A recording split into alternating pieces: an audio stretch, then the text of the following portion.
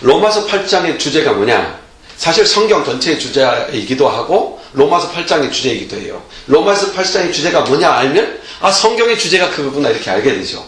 로마서 8장 어떻게 시작해요? 이렇게 시작해요. 그리스도 예수 안에 있는 자에게는 이렇게 시작해요. 그리스도 안에 있는 자에게는, 그러니까 주제가 뭡니까? 그리스도 안에 있는 자입니다.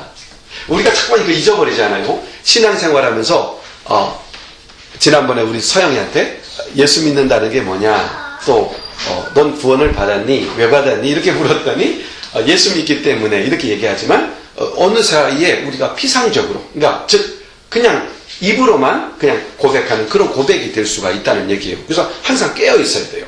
우리는 예수 믿는다는 것은 예수 그리스도 안에 있는 거예요. 안에 있으면 정죄함도 없어요. 그래서 1절로 4절에서 얘기하는 게 뭡니까? 생명의 성령의 법이 죄와 사망의 법을 깨쳐버렸어요. 이게 예수 안에 있는 사람이에요. 그래서 예수 안에 있는 사람은 정죄가 없어요. 언제든지 회개하면 새로워져요. 날마다 새로워져요. 이게 우리의 은혜예요. 그러니까 두려워할 필요가 없죠. 그리고 5절 이하에서 이런 얘기를 해요. 그러면 우리가 예수 안에 있으니까, 예수 안에 있다는 것은 뭐냐? 우리의 영이 거듭난 것이니까 육체로 살아갈래? 영으로 살아갈래? 라고 할 때 그리스도인은 영의 생각으로 살아가는 사람이다 이거예요. 그러니까 다시 말해서 영의 일을 생각하는 사람이에요. 우리는 어떻게 먹을까? 무엇을 마실까? 무엇을 먹을까? 이렇게 생각하며 살아요. 그런데 우리 그리스도인들은 하나님의 거룩한 뜻이 뭘까? 하나님이 이 환경에 있게 하신 뜻이 뭘까? 하나님께서 우리 가정을 주신 이유가 뭘까? 하나님이 나에게 이런 자업을 주신 이유가 뭘까? 이렇게 영의 일을 생각해요. 이 그리스도인이라는 사람이라는 얘기예요. 어떤 사람 한 사람 만나도 어떻게 재미있게 지낼까? 이게 아니라 그 사람을 만나게 한 이유가 뭘까? 좀 더 그 사람과의 관계 속에서 하나님은 무엇을 원하실까? 이런 것이죠. 영의 일. 이게 그리스도인의 삶의 방식이다 이겁니다. 그리고 12절로 17절 우리가 지지난주에 살폈죠. 그 바로 이렇게 그리스도 안에 있는 사람은 성령의 인도함을 받는 사람이고 뭘 가져요? 후사, 즉 하나님의 자녀. 자, 우리가 이 땅에 살지만 우리는 다른 종류라는 겁니다. 우리는 이 땅에 살지만 이 땅이 우리의 거처가 아니고 영원한 나라에 대한 약속이 되어 있는 하나님의 자녀라는 프라이드 말이에요. 금지 말이에요. 이게 있어야 된다는 얘기예요. 그리스도인은 이 놀라운 프라이드, 그리고 장차 나타날 영광, 이것을 바라보는 사람이죠. 그래서 18절로 25절 사이에 보면은 현재의 고난은, 이 말은 무슨 얘기입니까? 고난 당한다는 거죠. 어려움을 당하죠. 아이를 베고 아이를 출산할 때 고통이 있고, 또 그러나 태어났을 때 영광과 기쁨이 있고, 우리의 삶도 고난과 어려움이 있지만 하나님 나라의 영광이 있기 때문에 그 영광이 확실함으로 오늘의 삶을 견디는 거죠. 바로 그 얘기를 나눴어요. 시련과 고난을 참음으로 기다릴 수 있는 그 비교될 수 없는 영광이 우리에게는 있다. 그게 어딥니까? 하나님의 나라죠. 자, 그러면서 오늘 26절로 23절, 26절로 30절에서 이제 어떤 말씀을 우리에게 주고자 하는가를 볼 필요가 있어요. 오늘 26절로 30절에서 이제 우리가 검토하면서 받을 은혜는 죄와 사망에서 구원을 받은 영의 사람이고 하나님의 자녀이지만 육체를 가진 우리는 뭐가 따라온다고요? 고난이 있어요. 시련이 있어요. 시련과 고난을 당하는데 우리는 이 시련과 고난을 당할 때 지난주에 이거 어떻게 극복할 수 있다고 그랬어요? 장래의 영광이 확실하니까. 이 시련을 과정을 다음에 하나님께서 영광을 준비하고 있으니까, 육체 밖에서 영광을 볼 것이니까, 그리고 우리의 주어진 삶 속에서 현재의 고난을 보고 장차 올 영광을 보니까 이거 비교도 안 되는 거니까 이 고난을 당당히 꿀꺽꿀꺽 삼키면서 지나갈 수 있다, 이 얘기입니다. 그런데 그것뿐만 아니다 이겁니다. 우리가 이 땅에서 시련과 고난이 있지만 이것이 연단이 되고 그 연단을 통하여서 하나님의 뜻을 이루고 약속을 이루는 그런 놀라운 역사가 있어요. 그런데 그 연단과 약속, 연단을 어떻게 받아내요? 하나님의 영광, 장차 올 영광, 하나님의 나라에서 주님 앞에 받을 상을 바라보면서 견뎌낼 수 있죠. 그런데 그것만 아니라 이겁니다. 그것만 아니라는 거예요.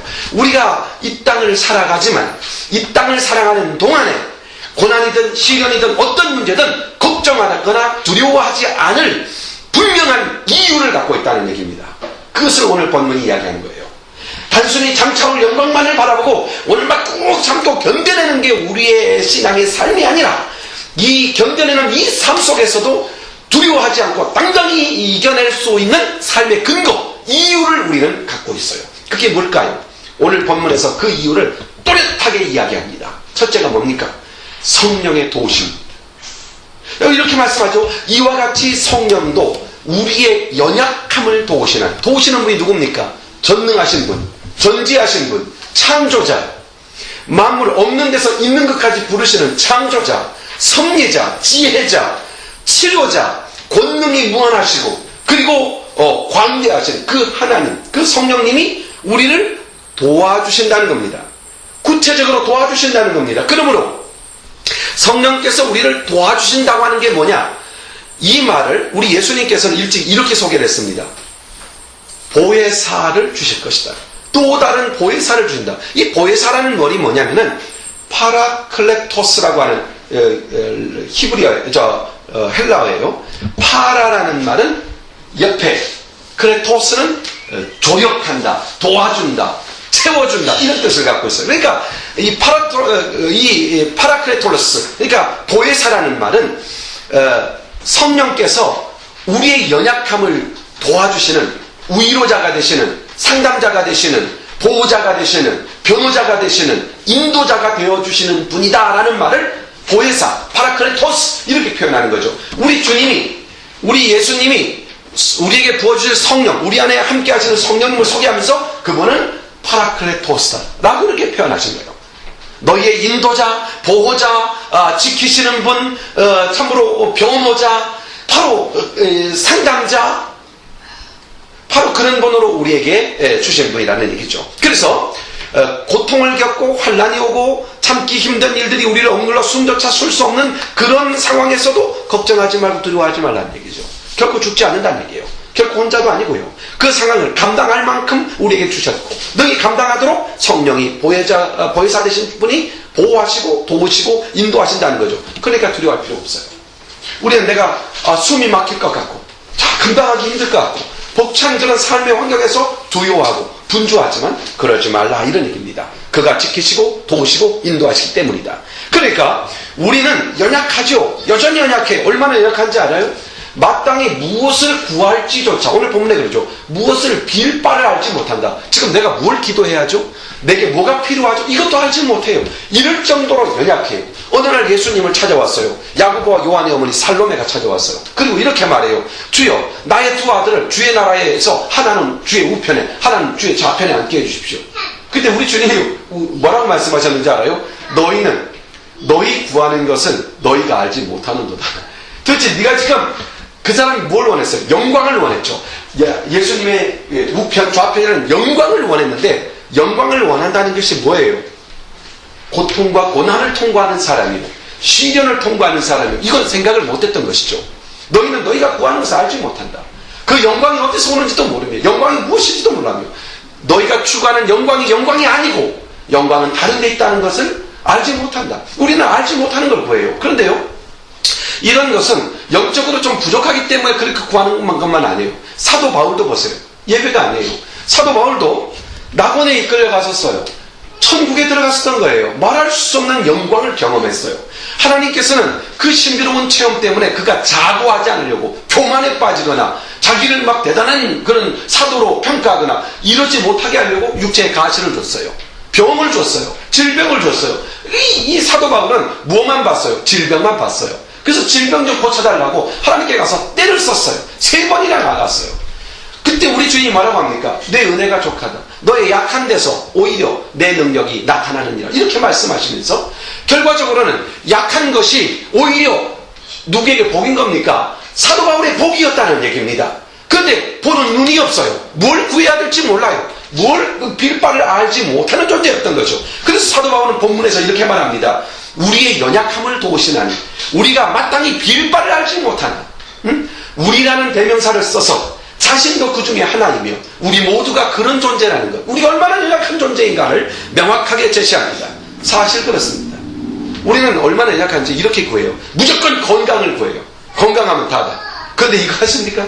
건강 때문에 범죄의 자리에 이른 사람이 얼마나 많아요. 건강 때문에 건강해서 더 은혜를 받지 못하는 사람이 많아. 그런데 오히려 건강이 약하기 때문에 더 큰 은혜 받는 사람 아주 많아요. 우리가 생각할 때 우리는 돈을 벌고 출세하면 다 좋은 줄 알지만 그렇진 않죠. 오히려 그것 때문에 인생을 망치는 경우도 참 많습니다. 우리는 연약합니다. 빌바를 알지 못합니다. 그런데 성령님이 우리를 인도하시고 도우십니다. 어떻게 도와주시느냐? 하나님께서 말할 수 없는 탄식으로 우리를 위하여 친히 간구하신다고 했습니다. 친히 간구하신다. 우리를 위해서 도우시고, 우리를 위하여 기도하시고, 우리를 위하여 간구하시고, 지속적으로 끊임없이 구하시는 분이죠. 우리 예수님도 이런 말씀합니다. 마음을 감찰하신 이가 성령의 생각을 아시나니 성령이 하나님의 뜻대로 성도에 위하여 간구하심이냐, 이렇게 말씀합니다. 이 얘기죠. 우리는 모르고 기도하죠. 우리는 우리가 생각을 가지고 기도하죠. 근데 그 기도가 바르지도 않고 옳지도 않아요. 그런데 성령께서 하나님의 뜻대로 성도를 위하여 간구하세요. 우리가 잘못된 기도를 바르게 잡아주시고, 우리가 구하지 못하는 것을 대신 구해주시고, 이렇게 중보해주시고 간구해주시는 분이라는 것이죠. 계속 말씀 나눕시다. 성령께서 우리를 어떻게 도와주신가라는 부분에 대해서 이제 설명을 해야 되는데, 이런 말씀을 합니다. 25절에 오직 성령이 말할 수 없는 탄식으로 우리를 위하여 친히 간구하신다. 말할 수 없는 탄식이라는 게 뭘까요? 그것은 우리에게는 설명해도 설명을 이해할 수 없는 거죠. 말할 수 없는 탄식으로. 우리 주님은 우리의 삶을 아시고 우리의 미래를 아시고 우리보다 더 잘 아시는 분이시죠. 그분이 말할 수 없는 탄식으로 우리를 위해서 기도해요. 그러니까 이걸 아셔야 돼요. 성령 하나님 앞에서 우리는 성령님을 자꾸만 의지해야 돼요. 성령을 믿어야 돼요. 그리고 성령님과 동행해야죠. 교통이 이루어져야죠. 그 안에서 성령께서 나를 지도하시고 인도하시고 나를 위해서 기도하시고, 그래서 내가 성령님과 동행하고 있는 것만으로도 우리는 하나님과 깊은 교통을 누리게 되죠. 하나님의 뜻을 따라 살아갈 수 있는 인도함을 받게 되죠. 그런 은총입니다.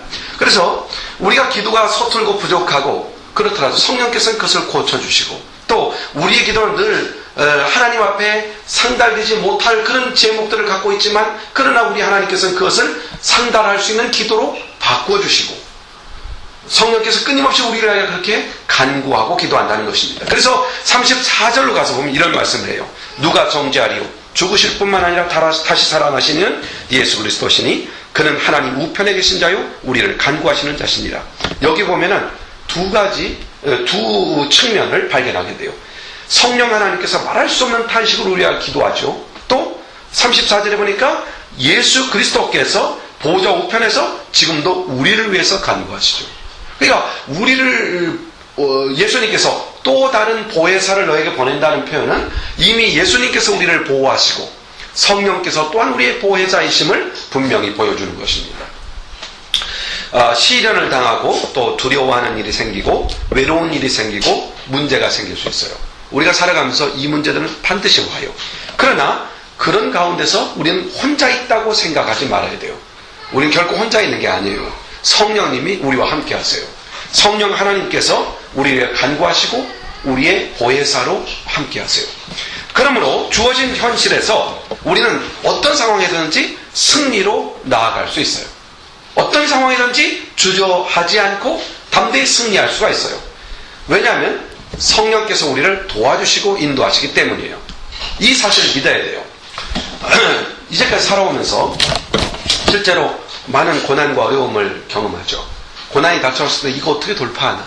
길이 안 보이고 막막해요. 그래서 막 마음이 분주하고 그리고 복잡하고 주저하고 이러죠. 그러나 시간이 지나간 후에 보면은 그 고난은 능히 감당할 수 있는 고난이었어요.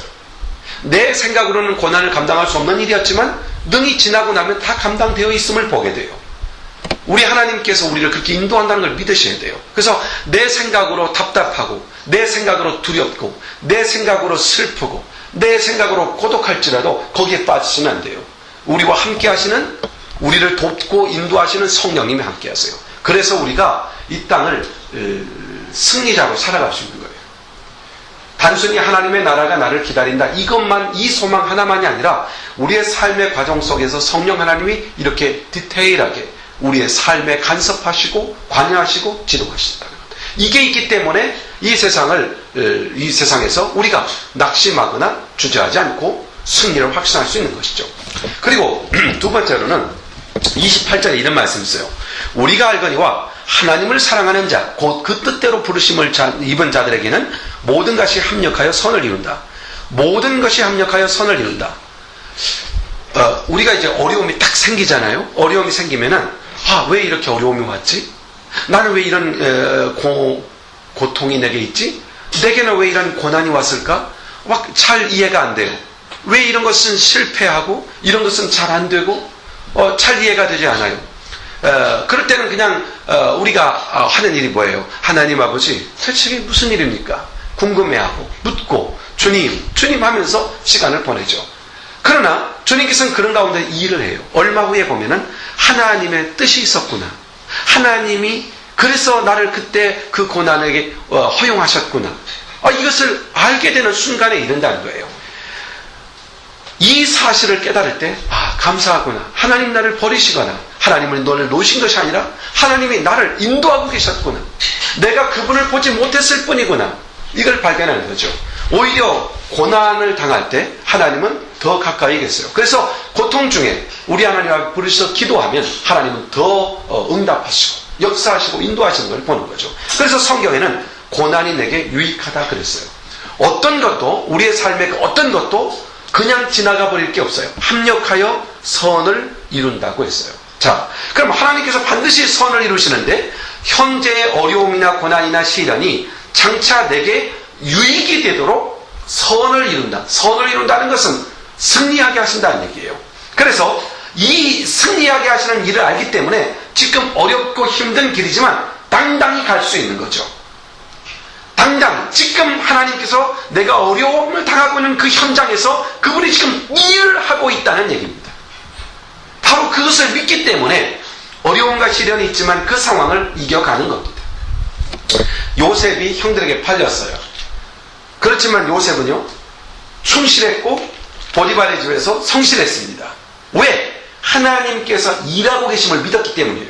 그 가운데서도 보디발의 아내가 계책을 꾸며서 억울함을 누명을 씌워서 감옥에 가뒀어요. 그럴 때에도 감옥에 갇힌 요셉이지만 성실했고 최선을 다했어요. 거기서 누구를 만납니까? 술 맡은 관원장을 만났죠. 만났을 때 꿈을 해몽해주고 하나님의 계시를 받아서 그에게 길을 제시하기도 했어요. 그렇지만 술 맡은 관원장은 잊어버렸어요. 그러나 분명한 것은 이게 확실한 거예요. 요셉이 당한 모든 고난이 오히려 가장 영화롭게 되는 과정이었다는 거예요. 바로 그것을 믿는 거예요. 합하여 선을 이룬다. 그 삶의 과정을 통하여 하나님은 선을 이룬다. 우리가 우리의 삶의 평범한 삶의 한 과정도 결코 평범한 게 아니죠. 그 과정을 통하여 하나님은 무언가를 완성해 가고 있다는 사실이에요. 이 분명한 사실, 이 섭리를 믿기 때문에 우리는 주어진 상황에서 낙심하지 않아요. 어려움과 고난, 고통 이런 것 때문에 주저하지 않아요. 예수님이 십자가에 못 박혀 돌아가셨어요. 그때 우리는 생각할 때 그보다 참혹한 저주가 어디 있을까? 그러나 예수님의 죽으심이 어떤 결과를 가져왔죠? 우리에겐 자유를 가져왔고 구원을 가져왔고 영생을 가져왔죠. 합하여 선을 이룬다는 거예요. 그러니까 지금 우리에게는 만족할 수, 육체적으로 정신적으로 만족하지 못할지라도 그 만족하지 못한 그것이 하나님께서 이루시는 어떤 일에 합하여 선을 온전케 하시는 일임을 믿고 그것조차도 감사하는 거죠. 그래서 사도 바울이 뭐라고 그래요? 범사에 감사하다. 이렇게 말씀하는 거죠. 참 우리에게는 쉽지 않은 코드이지만 삶의 방식이지만 그런데 그게 옳다는 것을 오늘 이 말씀을 통해 다시 한번 이야기하는 겁니다. 우리가 이제 바닷가에 가서 이렇게 보면 파도가 끊임없이 밀려오죠. 이번에 막 큰 파도가 일어나서 난리가 났죠. 파도가 덮쳤죠. 그러나 그런 어마어마한 파도, 끊임없이 이 바닷가의 파도는 불지만 대류를 막을 수는 없죠. 깊은 바닷속은 파도와 상관없이 대류를 따라 이동하죠. 그것처럼 우리가 세상을 살면서 고민과 어려움과 아픔이 있지만 그것은 겉에 있는 파도에 불과하고 우리 내면에서 인도하시는 성령님은 유유히 하나님의 구속사의 흐름에 따라 우리를 완성해 가고 계신다는 사실이죠. 바로 그것을 믿기 때문에 고난과 시련이 와도 우리는 거기에 주저하지 않아요. 그것은 그냥 지나가는 것에 불과하니까. 하나님의 섭리를 믿기 때문에 현재 고난을 이겨낼 수 있는 확신을 갖는 거죠. 장차 올 영광만 아니라 지금 현재 성령님이 함께 하시고 나를 도와주시고 또한 내가 당연하는 모든 일 하나하나를 합하여 결과적으로는 승리하게 하시고 결과적으로는 선을 이룰 것이기 때문에, 바로 그것을 믿기 때문에 고난을 두려워하지 않는 사람이라는 얘기입니다. 그리고 또 하나는 영화롭게 하신다는 약속입니다. 이렇게 말씀하죠. 우리 주님께서 30절에 보면은 그들을 또한 영화롭게 하셨다. 그런데 봐요, 영화롭게 한다는 것은 천국에서 갖게 되는 상태를 말해요. 그런데 영화롭게 하실 것이다 그러면 그게 맞잖아요. 근데 영화롭게 하셨느니라, 과거 완료형을 쓰고 있어요. 완료형을 써요. 이 말은 뭘 의미하고 있어요? 영화롭게 하는 것이 확실한 결과라는 겁니다. 우리는 인격적으로 부족한 면이 있고 미숙한 부분이 있고 연약해도 하나님은 우리를 가장 완전한 하나님의 성품으로 완성시킬 겁니다. 그리고 그것은 확실한 것이며 결과입니다. 그것이 우리에게는 미래의 일이지만 하나님께서는 이미 결정하신 일이에요. 그러므로 우리에게 이렇게 말씀하는 거예요. 영화롭게 하셨느니라. 오늘 우리 주님께서 이 29절로 30절에 보면은 구원의 과정에 5가지의 하나님의 계획들, 과정의 계획들이 나와요. 이렇게 말씀하죠. 하나님이 미리 아신 자들로, 미리 아셨어요. 우리를 미리 아셨다는 것은 우리를 보셨고 우리를 주목하셨고 우리를 선택하셨다는 얘기예요. 그가 우리를 미리 아신 자들로, 우리를 선택하신 자들로, 이런 뜻입니다. 미리 아셨다. 그리고 미리 정하셨다. 하나님이 선택하셨고 구원의 자리에 이르도록 선택하셨어요. 누구는 버리는 자로 선택하셨죠. 유기하셨지만 우리는 구원받은 자로 선택하셨고 미리 정하신 우리를 부르셨다. 그러니까 우리가 지금 세상 속에서 하나님의 정함받은 자들은 우리들이 복음 전할 때 부름을 받아요. 주님의 부름을 받죠. 우리도 내가 예수님 앞에 나온 게 아니라 하나님이 나를 부르신 거예요. 엄마 아빠가 목사님이시고 크리스찬이기 때문에 자동적으로 크리스찬이 되는 게 아니에요. 하나님은 엄마 아빠를 통하여 부르시기도 하고 이웃의 친구들을 통해서 부르시기도 하는 거죠. 그러니까 우리 주위에 있는 친구들이나 만나는 사람들에게 할 수 있는 대로 때를 얻든지 못 얻든지 뭘 해야 돼요? 복음을 전할 수 있어야 돼요. 하나님은 우리를 통하여 부르시기 때문에 그렇게 부르시죠. 자, 미리 아신 자들로 미리 정하시고 그리고 미리 정한 자들을 부르시고, 이거 누가 다 해요? 또 그들을, 부르신 그들을 의롭게 하세요. 그리스도의 보혈로 씻으시죠. 그리고 어떻게 해요? 영화롭게 하셨느니라. 완전히 천국에 사는데 부족함이 없는 완벽한 인격자, 완전한 하나님의 성숙한 사람으로 세웠느니라, 이렇게 말씀하세요. 자, 여기에서 주목해 봐야 될 단어가 이거예요. 구원의 이 사역에 있어서 주체가 누구냐 이거죠. 누가 부름받아요? 내가 나가서 나를 불러주세요 되는 게 아니고, 내가 씻어서 의로워지는 게 아니고, 내가 훈련하고 연마된 결과로 영화롭게 되는 것이 아니고, 내가 그것을 이루는 것이 아니라 누가 합니까? 성령께서 하신다는 거예요. 구속의 주체, 구속사역의 주체가 바로 누구예요? 성령 하나님이시죠. 사람이 아니라, 내 자신이 아니라 성령 하나님이에요. 이걸 믿으셔야 돼요. 그래서 모든 것의 주원은 하나님이세요. 일방적으로 계획하시고 그리고 하나님이 일방적으로 그 일을 이루어 가실 거예요. 바로 그 사실을 지속해 가시고 변함이 없는 분이 누굽니까? 성령 하나님이세요. 만약에 말이죠, 우리의 구원이 우리 자신의 행동에 따라 좌우된다면 얼마나 불안하겠어요. 내가 오늘 기도 많이 안 해서 버림받거나 내가 죄를 지었기 때문에 버림받고 이런다면 우리는 얼마나 불안전하겠냐는 것이죠. 그러나 우리의 믿음이 오르락내리락하고 어떤 순간엔 주님을 의지하고 어떤 순간엔 주님 없이도 살고 어떤 순간은 하나님 앞에 엎드려 기도하고 어떤 때는 하나님 앞에 한마디도 말하지도 않고 살고, 이런 들쑥날쑥한 그런 우리 자신이, 우리 자신의 이 변덕심한 우리 자신의 모습이 결과로 그 구원을 얻느냐 안 얻느냐를 결정된다면 얼마나 불안전하냐는 것이죠. 그러나 우리의 구원은 우리의 삶에 따라 좌우되는 게 아니라 오직 하나님의 결정, 하나님의 인도하심에 있는 것이죠. 바로 그 사실이 우리에게 뭘 줍니까? 안정감을 주는 거예요. 결과적으로 우리의 구원은 모든 과정에 있어서 하나님의 계획하시고 하나님이 다 이루시는 절대 주권에 속해 있기 때문에 우리는 구원에 관한 한 안전합니다. 이 사실에 대한 확실성입니다. 자, 우리가 시련을 당하고 어려움을 당하고 많은 고난을 당하지만 우리의 구원은 바뀔 수가 없어요. 우리는 때에 따라서 죄의 유혹을 받고 넘어지기도 하고 실망도 하고 좌절하고 낙심도 하지만 우리의 구원은 바뀔 수가 없어요. 그것은 확실하며 우리의 구원은 완전 안전하다는 얘기입니다.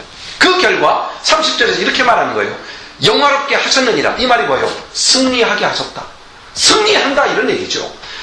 여러분 이 사실에 대해서 확실히 믿어야 돼요. 미래에 관한 일인데, 미래에 되어질 일인데 미래형을 쓰지 않고 현재형을 써서 우리가 얼마나 안정된 존재인가를 제시하는 이유가 뭐겠습니까? 거기에 따른 품위와 가치와 변할 수 없는 자신의 신분을 인정해야 된다는 얘기예요. 내가 원하든 원하지 않든 나는 하나님의 자녀며 하나님의 백성으로 살 수밖에 없는 존재이므로 그러면 선택이 달라지죠. 그리스도 안에서 우리의 구원은 확실합니다. 그래서 영화롭게 되기로 작정되었고 그 자리에 이를 것이 확실하기 때문에 주님은 영화롭게 하셨느니라 이렇게 우리에게 선포하는 것이죠. 바로 이 사실이 뭘 의미합니까? 승리에 대한 확신이에요. 승리에 대한 확신. 자, 봐요. 어떠한 삶의 과정을 경험하든 하나님은 그 삶을 통하여 우리를 반드시 승리하게 하십니다. 이 믿음을 가져야 돼요. 승리하다는 것이 확실하기 때문에 우리는 승리를 선택해가는 것이죠. 버릴 것과 선택할 것이 분명해지는 것이죠. 바로 그것이죠. 그럼 영화롭게 하신다라고 하는 표현에서 주목해야 될 두 가지 부분이 있어요. 영화롭게 한다. 어떤 면일까요? 여기 보니까 이렇게 말해요. 그 아들의 형상을 본받게 하기 위해서. 그러니까 우리가 장차 이르를 영화의 상태는 뭐냐면 예수 그리스도가 가진 인격의 분량이에요. 그처럼 생각하고, 그처럼 느끼고, 그처럼 감동하고, 그처럼 이해하고 이런 사람이 되게 한다는 거예요. 그러니까 지금 우리는 어떤 사람이 나를 억울케 함으로써 내가 분노하죠. 그런데 예수님은 억울케 하는 자 앞에서도 용서하고 관용을 베풀 수 있었어요. 지금 내가 분량이 적지만 믿으셔야 돼요. 하나님은 그 분량에 이르게 하실 거예요. 이 믿음을 가져야 돼요. 그러므로 내가 지금 분노했을지라도 내가 이를 그날을 바라보며 그 확신, 그 승리의 자리에 이끄시는 주님의 능력을 믿기 때문에 용서할 수 있는 담대함이 생기는 것이고 모든 상황에서 분노하거나 두려워하지 않을 수 있는 그런 사람으로 설 수 있는 것이죠. 또 하나는 하나님의 영광이에요. 어떠한 모습에 있든지 하나님은 우리를 하나님의 영광을 나타내는 존재로 세우실 거라는 거예요. 이 확신이에요. 영화롭게 하셨느니라 라고 말함으로써 이렇게 말하는 것이죠. 네가 어떻게 살든, 네가 실패했든, 네가 넘어졌건, 네가 부족하든 하나님은 너를 거룩하게 할 것이고 너를 영화롭게 할 것이다. 그러므로 영화롭게 하는 자답게 또 거룩하게 될 사람답게 네가 선택해 가는 것은 당연한 일이다 라고 우리에게 이야기하고 있는 겁니다. 이따금 이런 생각을 가져요. 자, 봐요. 그 스포츠 경기를 보면은 승리한 그 스포츠 경기를 보잖아요. 그러면 이제 궁금해서 이제 켜놓고 본단 말이에요. 이미 우리나라가 뭐 3대0으로 이겼다, 3대2로 이겼다, 이 결과를 알고 이제 축구를 본다고 합시다. 결과를 알고 볼 때 막 경기 중에 상대편이 골인을 넣더라도 마음이 느긋하죠. 왜입니까? 결국 우리나라가 이겼다는 걸 알기 때문이죠. 이걸 믿으셔야 돼요. 우리 자신도 똑같아요. 우리가 실패하는 것 같고 넘어지는 것 같고 오늘은 분노하는 것 같고 그래도요 우리는 거룩하게 될 거예요. 우리는 아름답게 세워질 거예요. 이게 주님의 계획이며 성령님의 계획이에요. 때로는 그것을 위해서 우리로 하여금 시련 속에 둘 수도 있겠죠. 연단의 과정을 둘 수도 있겠죠. 내가 연단 받고 싶어서 안 받습니까? 받고 싶어서 안 받습니까? 불가능하다는 거예요. 주님이 연단 가운데 넣으면 연단 받는 거예요. 그리고 거룩하게 나올 거예요. 주님은 우리를 만들어 갑니다. 그래서 우리는 이 마음을 가져야 돼요. 하나님께서 나로 하여금 어떤 존재로 세우셨는가에 대한 확신을 가지고 어떻게 세워가시는가에 대해서 분명히 알아야 된다는 거죠. 그래서 오늘 세 가지를 제시한 겁니다. 첫째는 뭡니까? 이 땅을 살아가면서 시련과 어려움을 당하지만 두려워하지 말아라. 염려하지 말아라. 성령님이 너를 구체적으로 도와주고 계신다. 너를 보호해주고 계신다. 인도하고 계신다. 이것을 놓지 말아라. 그리고 두 번째로 뭐라고 합니까? 성령께서 너를 도와주신다. 그리고 성령 하나님께서 우리의 모든 것을 합하여 선을 이룰 것이다. 시련과 어려움, 실패, 두려워하지 말아라. 지금 내가 어떤 형편에 있더라도 낭망하지 말아라. 하나님은 선을 이룰 것이다. 그리고 하나님은 영화롭게 하신다. 너를 승리라고 세울 것이다. 이 확신과 이 믿음이 있기 때문에 이 땅에서 어떠한 시련과 웬만한 고통에 우리는 주저앉고 당당히 서게 되는 거죠. 그 리빙스톤이라고 하는 선교사가 흑인 저기 나일강을 위해서 어딥니까 아프리카 지역에 복음을 선교했죠. 그런데 그가 나이가 많이 들어서 정말 원시 부족, 숲속에 있는 부족들, 아무도 갈 수 없는 오지 이런 데를 찾아다니면서 복음을 전했어요. 근데 한 번은 거의 1년 가까이 이 리빙스톤의 연락처, 즉 어디에서 사역하는지를 알 수가 없는 거예요. 그래서 영국에서 탐험대를 구성해가지고 스탠리라고 하는 사람이 중심이 되어서 리빙스톤을 찾아가기로 했죠. 아주 여기저기 찾다가 간신히 리빙스톤을 찾았어요. 보니까 사역 중에 너무 지치고 힘들어서 늙은 노구를 감당하지 못하고 병들어서 열병을 앓고 있었던 거죠. 아주 극진히 간호하고 항생제를 주사하고 해서 회복이 되었어요.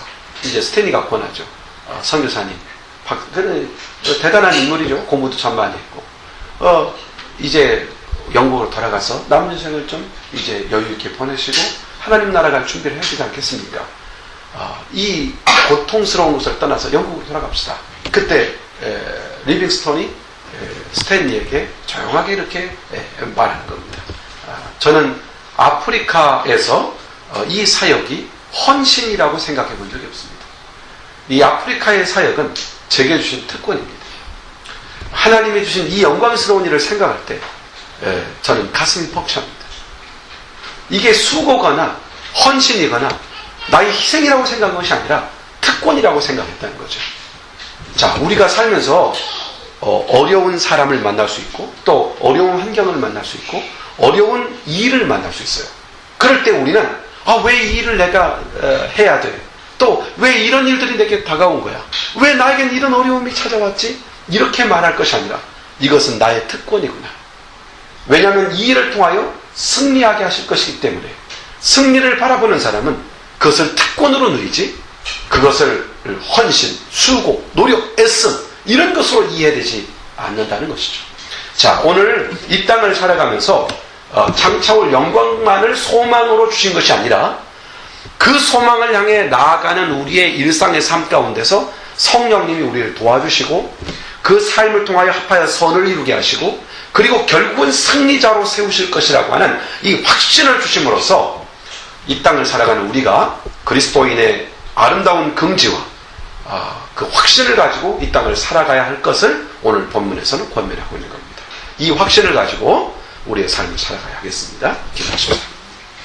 아버지 하나님 감사합니다. 오늘 우리에게 놀라운 은혜를 베풀어 주셔서 또 이렇게 예배의 자리로 인도하시니 감사합니다.